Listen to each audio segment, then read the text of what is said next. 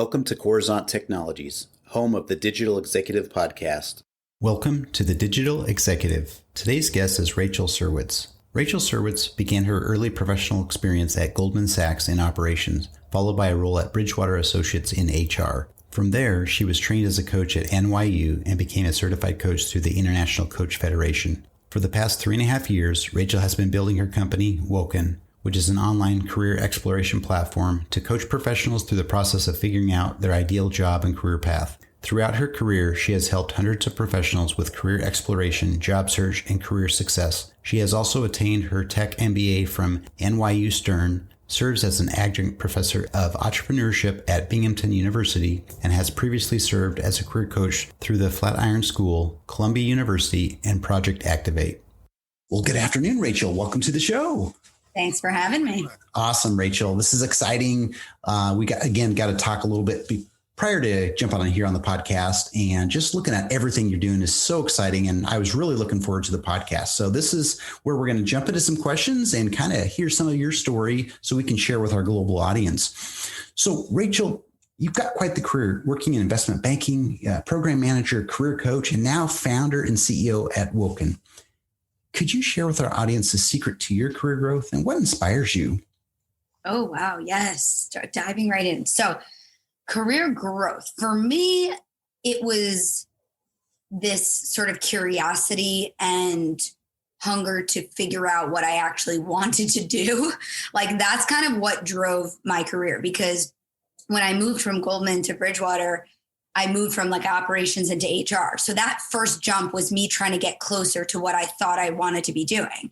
And then from HR, I wanted to get coaching training. And then from coaching, I wanted to systematize and digitize. And then I, explored entrepreneurship. So that was an ever ongoing journey of asking myself, what do I want to be doing? What am I most interested in? And how can I get closer and closer and closer to that? So that was my drive for career growth. I think your next question was what inspires me.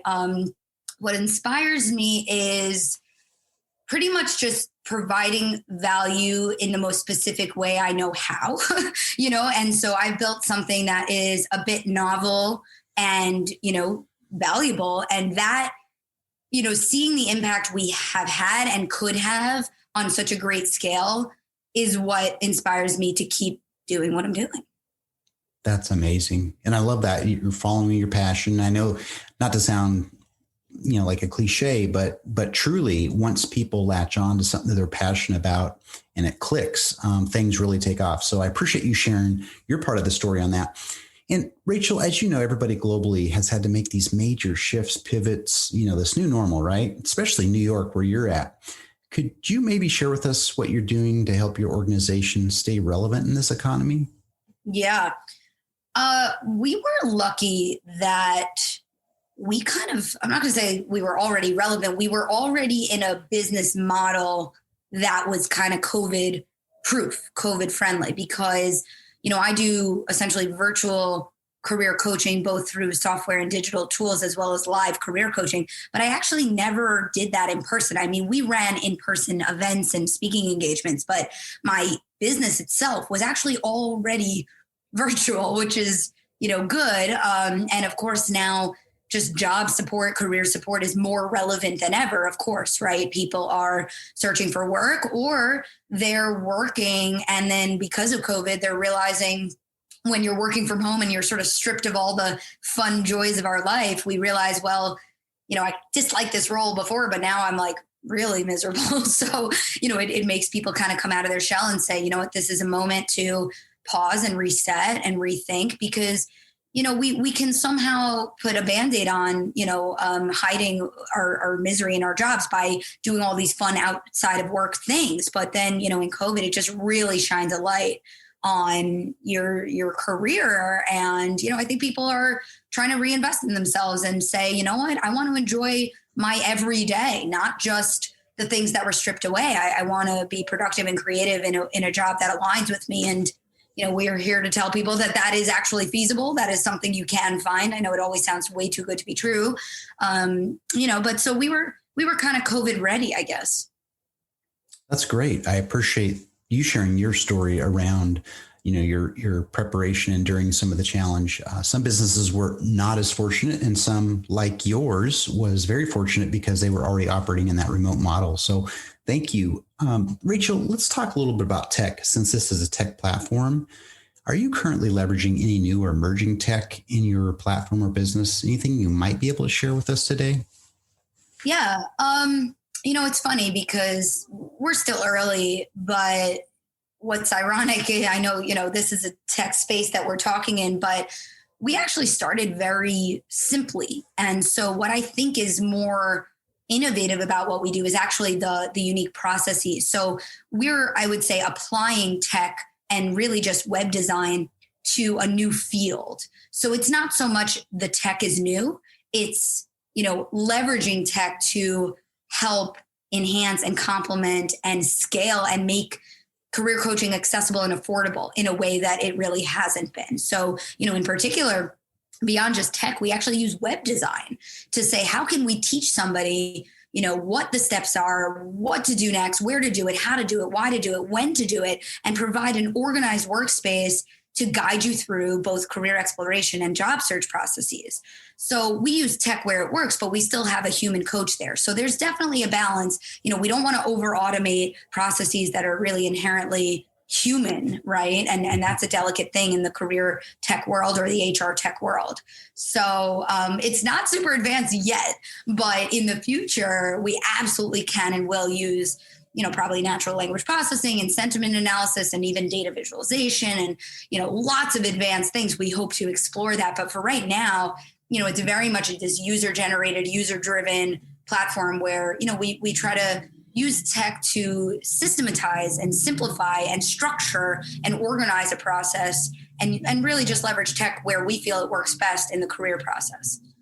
That's awesome. I appreciate you kind of separating those apart in a way and explaining what you're doing. It's more of the innovative process, but I get it totally. You are going to apply tech when applicable, and I totally get it. Some of this, like you mentioned, NLP and AI, some of these things are becoming mainstream now, which is amazing. So that's only going to enhance and make you a little bit more competitive. So I appreciate you sharing that. And Rachel, can you share something from your career experience that would be helpful for those looking to grow their career in leadership or entrepreneurship? Yeah, absolutely. With entrepreneurship, I always say, look into it as if it were any other potential job or career path, meaning learn enough to figure out whether it's the right thing for you. And then, again, with entrepreneurship, the other thing I would mention is make sure you're diving into something that is you just so deeply believe in solving that problem because, sometimes startups fail, but oftentimes founders quit. And it's going to be hard. We know that it's harder than your secure corporate 9-to-5. But the only thing that's going to help you persist is how much you care about solving that problem and creating impact and helping those clients do whatever it is. So don't just pick an idea out of a hat because it won't, it takes a long time to really build things. So, that's my guidance. As it relates to leadership, my guidance is the leader in a company that stands out is the person that wants to be there, the person that wants to learn, the person that actually cares about the work. And unfortunately, that's kind of like a rare sight to see these days. And so if you can really figure out what role, what team, what industry, what subsector of the industry, what company, what environment you really thrive in and aligns with you and fulfills you and challenges you, something you truly find interesting and important and intriguing, that is the employee who grows and thrives and leads others because you'll inherently want to learn. You'll want to innovate. You'll want to, spend time. It's not to say you have to spend all your hours, but you will naturally rise above the others who are maybe just there and maybe they're not in the right role or the right team. So, to me, that's the natural really way of growing and becoming a true leader is trying to figure out where you feel you fit naturally and where you feel like it's not work, that you want to innovate, you want to learn, you want to be there, you want to lead because you actually care about what that work is doing and, who are you helping and why and how, right? That's the root of any job. So, consider that. And then to me, the career path just sort of evolves organically from there. Amazing. I love your insights on that, Rachel. I really do. And I can tell with some of the energy and passion in your voice, I can tell that you've been in that situation where it's something that you want to go after. And I think especially now as you are the CEO and entrepreneur of your organization, that's simply awesome. So I appreciate the share on that. And Rachel, it was a pleasure having you on today, and I look forward to speaking with you real soon. Thanks so much. Bye for now.